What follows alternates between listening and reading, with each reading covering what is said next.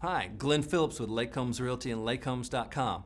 Today, I've got 4 tips for you people that are trying to buy a lake home, get that dream lake home in this hot, crazy hot real estate market. You know, there's a lot of competition for homes everywhere, and even more so at the lake.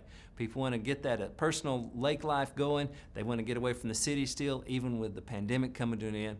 And there's a lot of competition. So I've got 4 things you need to pay attention to when you're trying to win the bid for that dream lake home. So let's look at those right now. All right. Tip number 1. This may seem elementary, but make your offer easy to understand. Don't get too clever. Don't get too fancy. You may think, well, my offer will stand out because of the unusual things I've done. If you get too unusual, you run the risk of confusing the homeowner and confusing their agent. They may misunderstand or misinterpret your unusual offer. So make your offer as simple as possible. Even if you're doing something that you think stands out, make that clear and simple. Don't get complex. A confused mind says no. All right, tip number 2, let's think about cash. Over half the deals that our agents help buyers and sellers across the country are cash. Cash is king. Now, if you've got cash available, be sure that, if in a competitive market, you may want to be sure you've got plenty of cash available. But a cash offer has some strategic advantages over those with a loan because there are actually sellers of the home who are more comfortable with a cash offer because they don't run the risk of a loan, even if it's for a higher offer, not happening.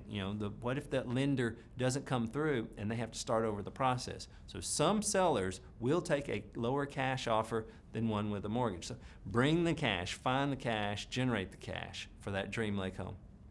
Tip number 3 is related though, and that is your credit score. If you do want to borrow money or need to borrow money, get that credit score to be as great as possible. That actually gives you more leverage that 1, your loan's going to be approved, and 2, that you can get a lower interest rate, which gives you more buying power.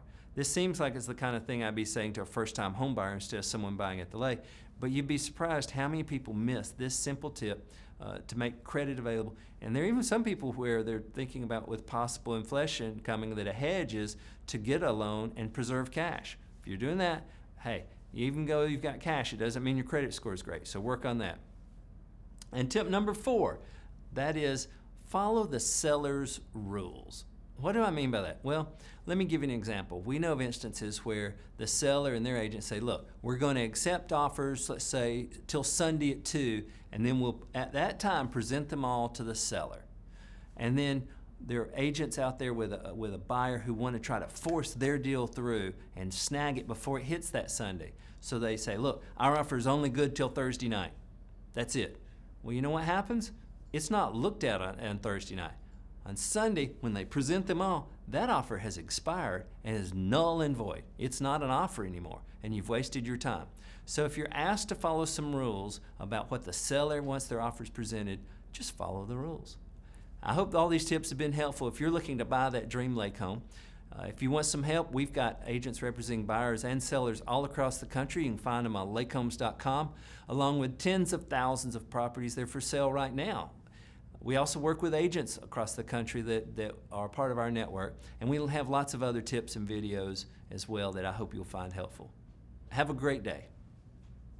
For more information, be sure to check out lakehomes.com.